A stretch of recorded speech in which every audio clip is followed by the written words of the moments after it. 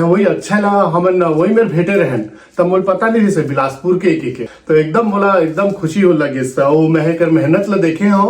College ये भी देखना चाहता है कि आपका स्टेटमेंट ऑफ पर्पस क्या है, मतलब आप ये पढ़ाई करना क्या चाहते हैं और उसके बाद फिर इस पढ़ाई करने के बाद आप समाज में किस तरह से कंट्रीब्यूट करेंगे। थोड़े से मोटा मोटी एक रेंज बतावा सब झनला की कद का 50-60 लाख लग जाते 70 लाख लग जाते जो भी मेहनत करी ना ते मन आगे बिल्कुल बढ़ी। बहुत ही जीता जाता उदाहरण है।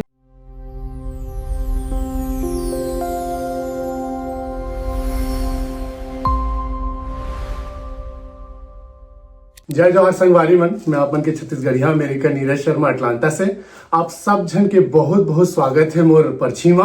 आज के हमारे पहुना पर्ची में आए हैं अक्षय भाई जो बिलासपुर के हैं। अक्षय है यहाँ रह के पढ़े है, पढ़ के यहाँ ला हर नौकरी खोजे है तो एकर लग ना बहुत कन एक्सपीरियंस है यहाँ ला पढ़ाई करे के नौकरी करे के। तो मैं सोचे सबसे पहले अक्षय भाई ला बुलाया जाए प्रोग्राम में और आप सब जन ना सीधा ओकरे से जाना कि कोनो पढ़ाई करे आना है तो का प्रोसेस रहते, का चैलेंजेस आते, नौकरी ढूंढने के अलग परेशानी आते, तो सब के बारे में ना हम विस्तार से बिल्कुल बात करबो।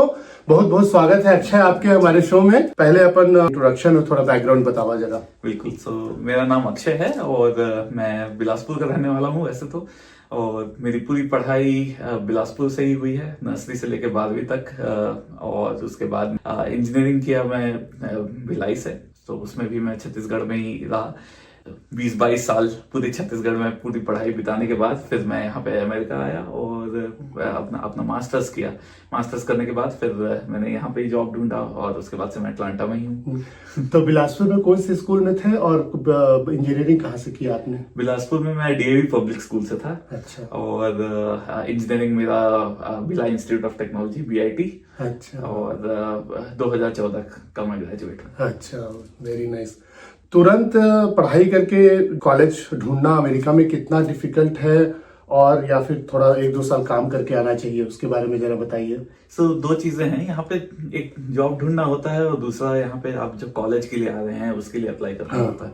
तो अगर आपके पास इंडिया में एक्सपीरियंस है तो कॉलेज ढूंढना भी आसान हो जाता है और जो अच्छे कॉलेजेस होते हैं यहाँ पे उनमें अप्लाई करना भी आसान हो जाता है, क्योंकि जब आप कॉलेज में अप्लाई करते हैं यहाँ पे तो आपका रेज्यूमे मांगा जाता है।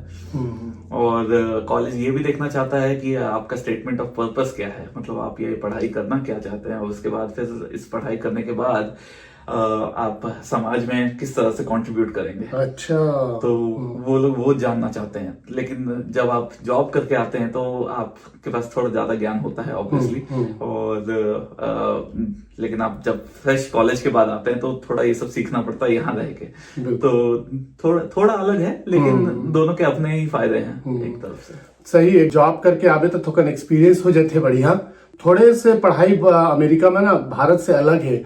यहाँ एमन देखते कि भाई तह पढ़ लिख के तह का करने वाला हस और कैसे तह सोसाइटी में अपन कंट्रीब्यूशन दे सकत हस। तो ये बहुत ही अच्छा बात बताया भाई। तह कॉलेज से पढ़े के बाद एप्लीकेशन प्रोसेस में कॉलेज ढूंढे में का करे पड़ते और स्कॉलरशिप वगैरह के बारे में भी थोड़े बताओ। बिल्कुल। तो यहाँ पे दिक्कत ये है कि, दिक्कत नहीं बोलूंगा, एक अच्छी चीज ये है कि बहुत सारे प्रकार के कॉलेज होते हैं। तो आपका पब्लिक यूनिवर्सिटी हो गया, आपका प्राइवेट यूनिवर्सिटी हो गया, और फिर रीजनल हो जाता है, स्टेट कॉलेज हो जाता है वैसे। तो उसके हिसाब से थोड़ा रिसर्च करना पड़ता है। बहुत सारे वेबसाइट हैं, मैं दे सकता हूँ और उसको आपको लिंक पे डालने के लिए बाद में वो आप देख सकते हैं। उसमें आप समझ सकते हैं कि कौन सा कॉलेज है जो आप जो कोर्स करना चाहते हैं वो आपके लिए सूटेबल है कि नहीं, और आपका जो स्कोर है उसके हिसाब से आपको वो कॉलेज मिलेगा कि नहीं, उस हिसाब से आप देख सकते हैं। और अगर आपके पास वर्क एक्सपीरियंस है तो आपको ऑब्वियसली अच्छे कॉलेजेस और प्राइवेट कॉलेजेस यूनिवर्सिटीज में अप्लाई करना आसान हो जाता है। और दूसरी बात यह है कि स्कॉलरशिप का देखना बहुत जरूरी होता है, या तो क्योंकि यहाँ पे पढ़ाई करना बहुत महंगा है पहली बात तो। आप अगर सिर्फ फीस देखने जाएंगे तो लोन लेना और उसके हिसाब से आपको फिर उसका भुगतान करना बहुत टाइम लग सकता है और फिर वो बहुत भारी भी पड़ सकता है। तो उस हिसाब से आपको वो रिसर्च करना पड़ता है कि किस कॉलेज की कितनी फीस है, उसमें रिसर्च के क्या अपॉर्चुनिटी हैं, उसमें आपको स्कॉलरशिप कैसे मिल सकता है, आपको रिसर्च करना पड़ता है कि वहां पे कौन सा प्रोफेसर पढ़ा रहा है जो रिसर्च कर रहा है, जिसका आप हेल्प कर सकते हैं, जिसकी वजह से आपको स्कॉलरशिप मिल सकता है। तो ये सब रिसर्च इंडिया में ही करना पड़ता है। उसके हिसाब से फिर आपको कॉलेज में अप्लाई करना पड़ता है, क्योंकि एक एक कॉलेज में अप्लाई करना भी महंगा होता है, क्योंकि अलग अलग कॉलेज का फीस होता है और वहां से हम इंडिया में डॉलर्स में देखते हैं। तो बिल्कुल बिल्कुल वो दिक्कत हो सकता है उसमें। थोड़ा ये भी बताओ कि का एग्जाम दे पढ़ते, टॉफेल, जीआरई, वो सब के बारे में भी थोड़े बताओ, का प्रिपरेशन के बारे में भी थोड़े बताओ। बिल्कुल, 2 एग्जाम मेनली देना पड़ते हैं आपको, या तो जीआरई दे सकते हैं, और जीआरई तो देना ही पड़ता है, और उसके साथ आपको टॉफेल देना पड़ता है। तो टोफल या IELTS 2 एग्जाम होते हैं। अच्छा। तो टोफल और IELTS सिर्फ आपके इंग्लिश वोकैबुलरी जानना चाहते हैं कि आप इंग्लिश कैसे बात करते हैं। अच्छा। आप लिख सकते हैं कि नहीं, आप पढ़ सकते हैं कि नहीं, आप सुन के समझ सकते हैं कि नहीं, ये जानता है आपका टोफल। तो उसका जो स्कोर होता है 120 के आउट ऑफ में होता है। अच्छा। तो उसमें अगर आप जैसे 90 या 95 से ऊपर लेके आते हैं तो वो अच्छा स्कोर माना जाता है। दूसरा होता है GRE, जो होता है 340 में। अच्छा। स्कोर उसका 340 के आउट ऑफ होता है, और उसमें होता है आपका मैथ्स, थोड़ा इंग्लिश और थोड़ा लॉजिकल रीजनिंग। अच्छा। तो ये 3 चीजें उसमें वो चेक करते हैं। बहुत मुश्किल नहीं होता है, बट वो लोग बस ये देखना चाहते हैं कि आप डे टू डे लाइफ में आप यहाँ पे सर्वाइव कर सकते हो कि नहीं, कि जो बेसिक आपका लोक ज्ञान जिसे कहते हैं वो है कि नहीं। अच्छा, तो बढ़िया बढ़िया। अगर आप पढ़ के समझ ले रहे हो चीजें, और मैथ्स आप थोड़ा बहुत कर ले रहे हो, आपको बेसिकली आपकी एलिजिबिलिटी देखते हैं कि आप मास्टर्स कर सकते हो कि नहीं। करेक्ट। और कतका दिन के प्रिपरेशन में मोस्टली हो जाते GRE या वो कर तैयारी टोफल के? 3 से 6 महीना में, 3 से 6 दिन, उससे ज्यादा नहीं लगता है, क्योंकि हमारे जो इंजीनियरिंग कॉलेज वगैरह जो होते हैं उसमें जो कोर्स रहता है उसमें काफी कुछ कवर हो जाता है, और बाकी सब बेसिक्स ही होता है। तो आपको बस प्रैक्टिस करने की जरूरत होती है कि किस तरह के सवाल आएंगे तो हम कैसे आंसर करेंगे बस। अच्छा, अभी अगले सेक्शन से जाए से पहले अपन वो फीस के जो तो बारे में बात करें ना, ओकर बारे में थोड़ा नाउ जानबो। थोड़े से मोटा मोटी एक रेंज बतावा सब झन ला कि कतका 50-60 लाख लग जाते, 70 लाख लग जाते ओवरऑल 2 साल के पढ़ाई जैसे है ना, तो मैं कतका लग जाते और ओकर कैसे कैसे रिकवरी किए जा सकते हैं। तो सबसे पहले तो आपका एक सेमेस्टर का पढ़ाई का मैं बोलूंगा $10,000 के आसपास आपका खर्चा रहता है। अच्छा। हाँ, क्योंकि हम इंटरनेशनल स्टूडेंट रहते हैं, तो यहाँ पे 2 टाइप के फीस होते हैं, एक इन स्टेट होते हैं, आउट ऑफ स्टेट होता है। आउट ऑफ स्टेट मतलब जो अगर बाहर के स्टेट से आके पढ़ना चाहते हैं कोई यहाँ पे, तो वो वाला फीस देंगे, और जो यहीं पे रह के यहीं से 12वीं किए हैं वो इन स्टेट ट्यूशन देते हैं। इंटरनेशनल है तो हम सब आउट ऑफ स्टेट होते हैं। तो सेमेस्टर का 10,000, और ऐसे आपका 3 सेमेस्टर रहता है। अच्छा। तो $60,000 आपका लग जाता है। तो 60,000 मतलब समझ लेवा ऑलमोस्ट 55 से 60 लाख रुपए तक जो है लग जाते हैं, और खाना पीना रहना वो सब भी वो अलग है। तो यहाँ ला सब झन लड़का मन ना ये सब चीज के भरपाई करे बा पढ़ाई करत करत जॉब भी करते, और ओकर बारे में हाउ जानी हो अच्छे से। ठीक है, तो वही फीस में 50-60 लाख रुपए तो लग ही जाते समझ लेवा पढ़ाई करे में। और लोन, अच्छा लोन के बारे में बताओ कि लोन वहीं पे अप्लाई करे पड़ते कि लोन आपको इंडिया के बैंक में ही अप्लाई करना पड़ता है, और वैसा है। लेकिन अगर आपके पास यहाँ पे पहले से ही स्कॉलरशिप आप पहले अप्लाई कर सकते हैं। अच्छा। तो उससे पूरा ट्यूशन माफ हो सकता है। अच्छा। तो वो उसके वजह से ही मैं बोल रहा था कि आप पहले से अगर रिसर्च करेंगे कि आपको कौन सी यूनिवर्सिटी में आना है, तो आपके स्कॉलरशिप के चांसेस ज्यादा रहते हैं। और अगर आप उस यूनिवर्सिटी में स्कॉलरशिप के साथ आ जाते हैं तो फिर सिर्फ आपको रहने खाने का देखना पड़ता है। अच्छा। मेरे साथ यही हुआ था। अच्छी बात यही है कि मुझे पूरा स्कॉलरशिप मिल गया था। अरे वाह। अरे वाह। तो मैं काम भी कर रहा था, और मुझे थोड़ा स्टाइपेंड के रूप में पैसे भी मिल रहे थे, और बहुत ज्यादा नहीं मिलते हैं, बट इतना कि सर्वाइव हो जाता है, सर्वाइव हो जाता है। और जब तक ट्यूशन और आपका कॉलेज फीस माफ हो रहा है उसके बदले में और क्या चाहिए। हाँ, सही बात है।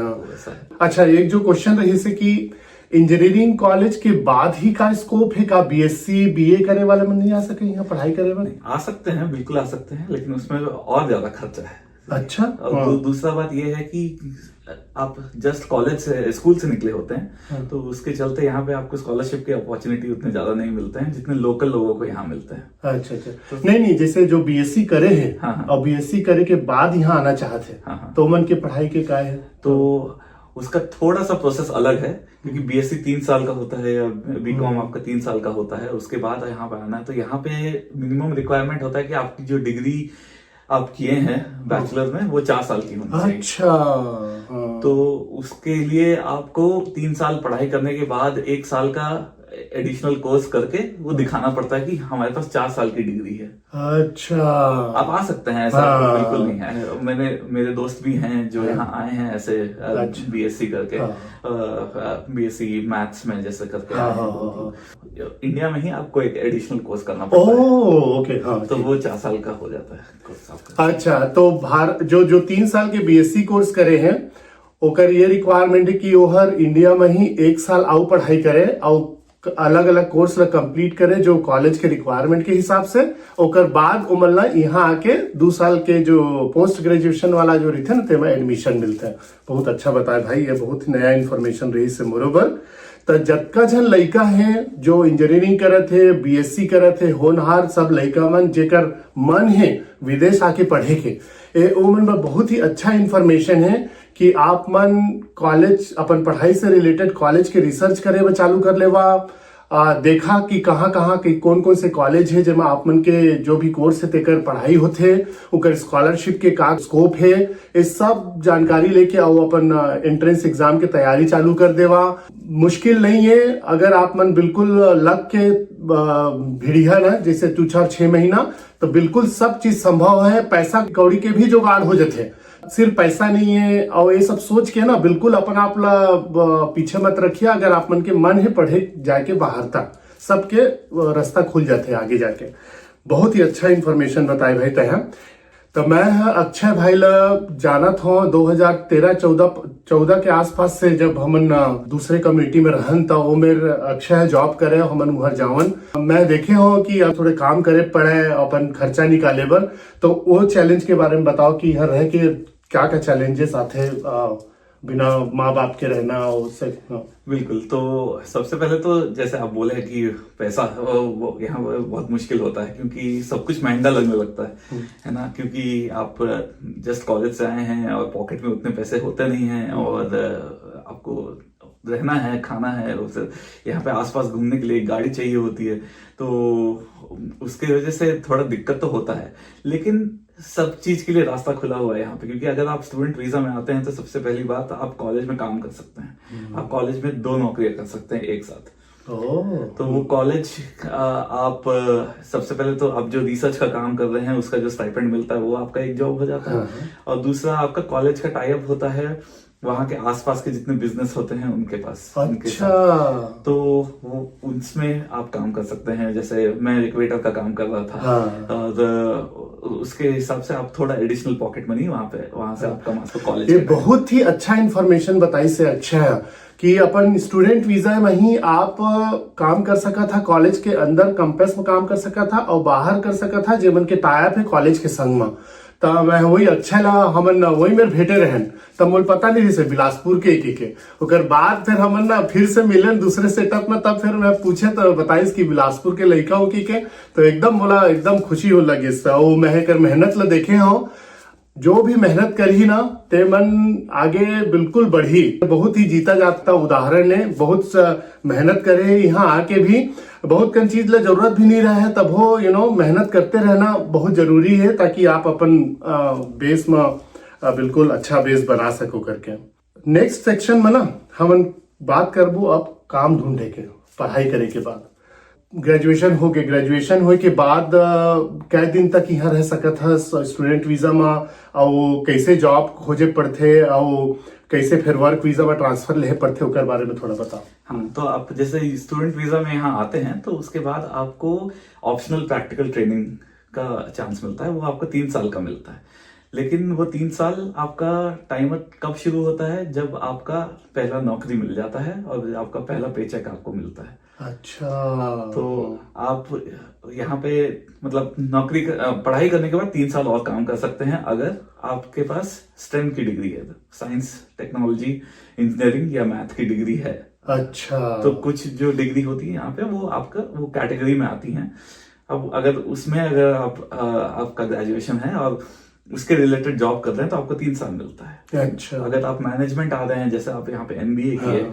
तो वो स्टेम के अंडर में नहीं आता है। अच्छा। मतलब साइंस, टेक्नोलॉजी, इंजीनियरिंग, मैथ के अंडर में नहीं आता है, तो उसमें आपको सिर्फ 1 ही साल मिलता है अच्छा। काम करने का। हाँ। तो वो 3 साल आप जैसे आपका ग्रेजुएशन हुआ उसके बाद वो अप्लाई कर सकते हैं आप। उसके बाद आपके हाथ में 3 महीना होता है जॉब ढूंढने के लिए। वो 3 महीने में आपको जॉब ढूंढना है, उसके बाद आप 3 साल और काम कर सकते हैं उसके बाद। अच्छा। उसके बाद अगर आपको आगे भी काम करना है तो H1B वीजा में आपको फिर कन्वर्ट करना पड़ता है। आगे वो आप अपनी कंपनी से बात करके वो आप कर सकते हैं। तो वो 3 महीना में जॉब खोजना कब का डिफिकल्ट है? वो 3 प्रेशर महीने रहते हैं? हाँ, बहुत ज्यादा प्रेशर रहता है। हाँ। तो वो 3 महीना तो सिर्फ काफी नहीं होता। आपको जॉब ढूंढना, आपको जब पता चल जाता है कि आप ग्रेजुएट हो रहे हो तो उसके 6 महीने पहले से आपको शुरू करना पड़ता है। अच्छा। तो उसके पहले आप लिंक्डइन में जाके, है ना, आप अपना रिज्यूमे आगे रिक्रूटर लोग को भेज के सब जो जॉब है वहां पे अप्लाई करना पड़ता है।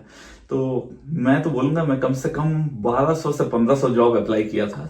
बताओ। हाँ। 1200 से 1500 जॉब अप्लाई किया, तो उसमें से मुझे 30 या 40 इंटरव्यू के कॉल आए। अच्छा। तो आप कन्वर्जन रेट आप उसके हिसाब से दिखा सकते हैं कि मतलब कैसे होता है, क्योंकि हर जॉब सिर्फ आपके लिए नहीं बना होता है ना। तो ये समझना जरूरी होता है। और नए नए में जब आप जॉब अप्लाई करना शुरू करते हैं और फिर रिजेक्शन आने लगते हैं तो तब एकदम मतलब लगता है कि अरे इतना पढ़ाई किए हैं हम, इतना मेहनत किए हैं, उसके बाद भी हमको एक इंटरव्यू का भी कॉल नहीं आ रहा है। लेकिन टोटली नॉर्मल है। ये आपको लगे रहना है।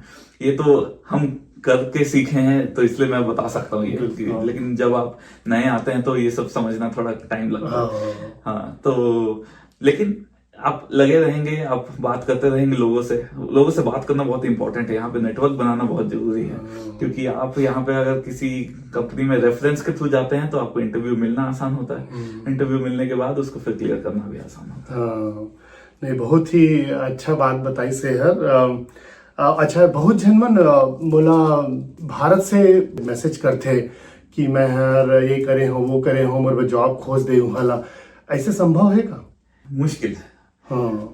मैंने जितना देखा है उतना जॉब मिलना तो ऐसा आसान नहीं है। हाँ। क्योंकि यहाँ पे लोगों को प्रेफर करते हैं। अगर आप जॉब अप्लाई कर रहे हैं मतलब यहाँ पे आप compete कर रहे हैं उन लोगों के साथ जो यहाँ से पढ़ाई की है और ऑलरेडी जिनके पास यहाँ का वीजा है, जो इनके पास यहाँ का वीजा है। हाँ। तो उसके वजह से कंपनी ये देखती है कि इसके पीछे मुझे और पैसे नहीं लगाने पड़ेंगे। हाँ।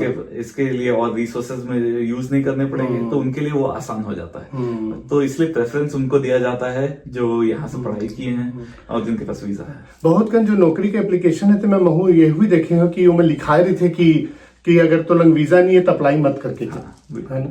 तो बस वो यही जानना चाहते हैं, मतलब बताना चाहते हैं कि आप लोकल हमारा समय मत बर्बाद कर, है ना, क्योंकि आप करेंगे भी अप्लाई तो हम आपको कंसिडर नहीं कर पाएंगे। तो इसीलिए तो ये तो हो गए समझ ले वो जो स्टेम के पढ़ाई करे हैं भारत में तेमन के, लेकिन जो नॉन स्टेम वाले हैं ओमन के भी कोई स्कोप है क्या यहाँ पे? जैसे कि कोई प्लम्बर है, कोई ऐसे कोई जॉब कर सके आ सकते थे क्या भारत से? नहीं, वैसे तो मुश्किल है बहुत। मतलब ऐसा मैंने नहीं देखा है ना। हाँ, जो लोग ऐसा काम शुरू किए हैं वो ऐसा है कि यहाँ पे काम किए हैं 20-25 साल, उसके बाद फिर जैसे अर्ली रिटायरमेंट जैसे बोलते हैं वो लेके उसके बाद उनको अगर पसंद है प्लम्बिंग का काम करना या ऐसा कुछ करना तो वो अपना शुरू कर सकते हैं। लेकिन डायरेक्टली यहाँ पे जैसे आना उस काम के लिए मुश्किल। हाँ, तो वही तो मोला जो बहुत जन अपन मैसेज करत रहे था ना ओकर पर हरे कि इहा ला ना एक देश के बाहर से रिक्रूट करा नहीं है मन एमन या तो आप मन पढ़ाई करे आ सका था यहाँ, और जैसे अक्षय बताइस कि पढ़ाई करे के बाद अपन अलग अलग वीजा रहते तो अप्लाई करके आप वीजा काम कर सका था यहाँ ना। लेकिन भारत से ना सीधा अमेरिका इसे नहीं बुलावा है मन। कोई कंपनी है जैसे कि कॉग्निजेंट है, इन्फोसिस है, तेमा यदि अपन काम करत था, जैसे मैं कॉग्निजेंट में काम करत रहे तो कॉग्निजेंट हम ट्रांसफर करी से अमेरिका, तो मैं ऐसे करके मैं अमेरिका आ रहे हैं, मैं खुद से वर्क वीजा पर अप्लाई नहीं कर रहे हैं। तो बहुत ही इंपॉर्टेंट बात है जला आप सब जन समझा तो अपन लड़का मन ला एनकरेज करा, अगर विदेश आए के मन है आप मन के तब पढ़ाई करा। पढ़ाई मुला लगथे कि एकमात्र साधन है जेमा ना हमन भारतीय मन स्पेशली गरीब तबका के मिडिल क्लास के फैमिली के मन हमन जो ना अपन जिंदगी ला बिल्कुल बदल सकत हन। और यदि विदेश आए के सपना है, विदेश में पढ़े के सपना है, तब बिल्कुल पढ़ाई ही मुला लगथे कि एक सबसे जोरदार तरीका है। अपन लड़का मन ला खूब पढ़ावा और मेहनत करे बा बिल्कुल मत डरा। अभी तक कहाँ काम करथस और क्या साल हो गए उमा काम करत, और ये कंपनी ला तय सीधा पढ़ाई करके ज्वाइन करे रहे कि ओकर पहली आओ कोनो मन कमर रहे? तो मेरा तो ये पहला कंपनी है जो मैं जैसे ही ग्रेजुएट किया मैंने, तो मुझे इस कंपनी में जॉब मिला। अच्छा। और उसके बाद मैं अभी लगभग 9.5-10 साल हो गए हैं। अच्छा। और मैं इसी कंपनी में हूँ। और फिलहाल अभी तो मैं एज अ प्रोजेक्ट मैनेजर काम कर रहा हूँ। और अगेन मुश्किल तो था ये जॉब ढूंढना भी, लेकिन एक बार जब जॉब में आप एंटर हो जाते हैं तो उसके बाद फिर आप चीजें सीखने लगते हैं। और फिर चीजें ऑटोमेटिकली आसान होने लगती हैं फिर। और मैं ये भी नोटिस करे कि हम सब भारतीय मन बहुत एडाप्टिव रहथन, बहुत फ्लेक्सिबल रहथन, और हम अपन काम ला बहुत लगन से करथन। बिल्कुल, ये बहुत जरूरी बात है और जानना भी जरूरी है, क्योंकि यहाँ पे अगर आप लगन से काम करते हैं तो यहाँ पे ये लोग पहचानते हैं उस चीज को। यहाँ पे देखा जाता है कि अच्छा ये यहाँ पे मेहनत कर रहा है तो इसको आगे बढ़ने का मौका दिया जाए। और उसके वजह से चीजें आसान हो जाती है, और उसके वजह से आपके अंदर में वो मोटिवेशन भी रहता है कि आप अच्छे से काम करें और अपना बेस्ट एफर्ट डालें। तय बताएगा कि तय पढ़ाई का करे, इसका कौन से ग्रेड डिग्री करे? मैं यहाँ पे मास्टर्स किया इंफॉर्मेशन सिस्टम्स में। अच्छा। कई जगह उसको मैनेजमेंट इंफॉर्मेशन सिस्टम्स भी बोलते हैं। अच्छा। तो MIS। अच्छा। तो ये भी स्टेम का ही कोर्स है, तो मतलब साइंस टेक्नोलॉजी इंजीनियरिंग मैनेजमेंट वो वाले कैटेगरी में ही आता है। तो उसके बाद मैंने 1 साल जो स्टूडेंट वीजा में जो जॉब करने का चांस मिलता है वो उसमें किया। अच्छा। और बाकी 2 साल मैंने यूज नहीं किया, क्योंकि उसके पहले ही मेरे कंपनी ने बोला कि हम आपका H1 भी कर रहे हैं। तो हर स्टूडेंट वीजा लेकर कंपनी हम H1 भी कर दे। H1 प्रॉपर वर्क वीजा होते हैं, ओमा फिर ओकर से आप फिर ग्रीन कार्ड अप्लाई कर सकत हा। और जब एक बार ग्रीन कार्ड अप्लाई होते ना तो आप H1B वीजा ना एक्सटेंड करत जाता, ताकि वापस जाए में मत पड़े के। और ऐसे करके ग्रीन कार्ड के रास्ता खुलते हैं। महू ऐसे करके मोरो अभी ग्रीन कार्ड हो गया था, ऐसे टाइप से चलते हैं। और कैनेसा स्टेट यूनिवर्सिटी से पढ़े तो कैनेसा स्टेट यूनिवर्सिटी से मोरो मन रही से यहाँ पढ़ाई करे के, तो महू 2018 से 20 कैनेसा से ही मैं कैनेसा स्टेट यूनिवर्सिटी से महू मास्टर करे हूँ कंप्यूटर साइंस में। बहुत अच्छा कॉलेज है और बहुत मजा आ रही इस मुला तो एकदम। और ओकर बाद बहुत ही जो गोल्डन प्रश्न है जो हमने ऑलरेडी थोकन बारे में टच करे हैं। अतका कन मेहनत, अतका कन स्ट्रगल, माँ बाप से दूर रहना, यहाँ आना, जॉब खोजना, और इज इट वर्थ स्ट्रगल? ये आप पूछेंगे तो मैं बोलूंगा हाँ, बिल्कुल वर्थ है स्ट्रगल, क्योंकि आप इतना जब मेहनत करते हैं और उसके बाद जो आपका कंफर्टेबल लाइफ यहाँ पे आप उसके बाद स्पेंड करते हैं, तो आप 10 साल पीछे आप जब मुड़ के देखते हैं तो लगता है कि हम बहुत आगे निकल गए हैं। और वो चीज देखना बहुत मन को शांति मिलती है उसके बाद। तो मैं तो बोलूंगा बिल्कुल वर्थ द स्ट्रगल है। और सिर्फ फाइनेंशियल के बारे में सोच के अगर आप ये सोच रहे हैं कि यहाँ पे मास्टर्स करना मुश्किल है, तो ये मैं बोलूंगा गलत है, क्योंकि यहाँ पे रास्ते इतने हैं पैसे कमाने के, और दूसरा सही तरीके से पैसे कमाने के।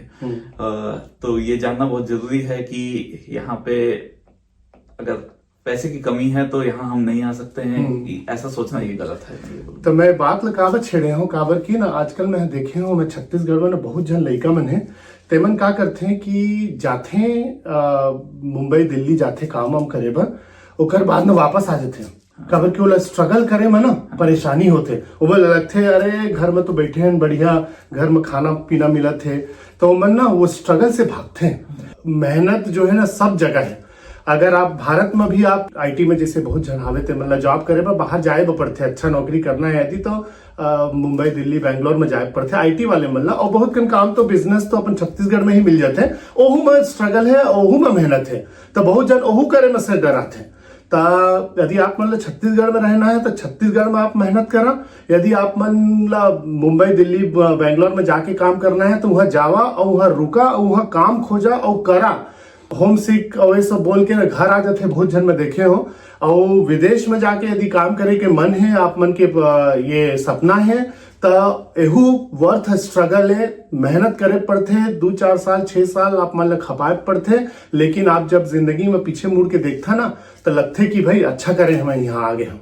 मैं लंग बहुत अच्छा उदाहरण है आऊ अक्षय के अलावा भी जो मतलब मैं धीरे धीरे प्रोग्राम में लेके आ हूँ। अच्छा, ओकर बाद फिर हम अब ऑलमोस्ट आखिरी पड़ाव में पहुंच गए हैं अपन प्रोग्राम के। कोई एडवाइस अपन तरीके से जो बाहर आके पढ़ना चाहते हैं 2-4 एडवाइस देते हैं। सबसे पहली बात तो मेहनत से नहीं डरना है। बिल्कुल आपको तैयार रहना है कि मेहनत तो करना पड़ेगा। लोगों को लगता है कि यहाँ आ गए हैं मतलब एकदम आसान हो जाएगी जिंदगी, ऐसा नहीं है। आपको बनाना पड़ता है अपनी जिंदगी आसान, तो उसके लिए आपको मेहनत तो करना पड़ेगा।